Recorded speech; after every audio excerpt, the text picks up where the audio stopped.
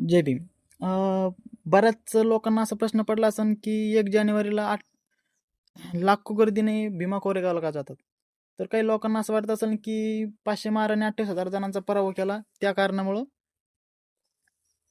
भीमा कोरेगावला जातात.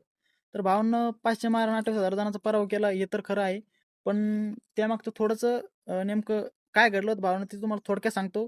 आणि का 1 जानेवारीला भीमा कोरेगावला जातात हे पण 2 मिनिटांमध्ये तुम्हाला सांगतो भावांनो. तर 1 जानेवारी 1818 मध्ये भीमा नदीच्या काठी एक अशी लढाई झाली की त्या लढाईने भावांनो इतिहासच बदलला. ही लढाई भावांनो बाजीराव पेशवा दुसरा आणि ब्रिटिश सरकार यांच्या विरुद्ध होती भाऊ. ब्रिटिश सरकारमध्ये 800 सैनिक होते, त्यामध्ये 500 महार होते आणि बाजीराव पेशवाचे यांच्या सैनिकमध्ये भावांनो 28,000 हे सैनिक होते.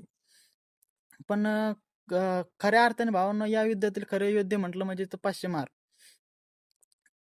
संख्येने कमी होते पण धैर्याने आपट होते.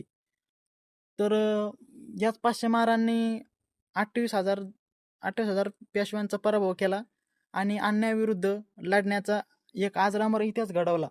याच विजयाच्या स्मरणार्थ इथे भीमा कोरेगावला विजयस्तंभ उभारण्यात आला. पण हा इतिहास भावना खऱ्या अर्थानं आपल्यासमोर नाही आला भावना. खऱ्या अर्थानं 1 जानेवारी 1927 रोजी आपल्यासमोर जिवंत झाला भाऊ.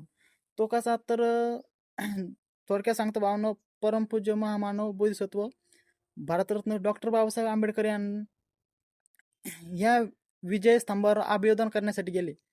तर बाबासाहेबांनी सांगितलं की हा विजय गुलामी विरुद्ध आहे, हा विजय स्वाभिमानाचा आहे. त्या दिवसापासून भीमा कोरेगाव फक्त गाव नाही, तर तो भावांनो समता आणि संघर्ष आणि आत्मसन्मानाचे प्रतीक बनले.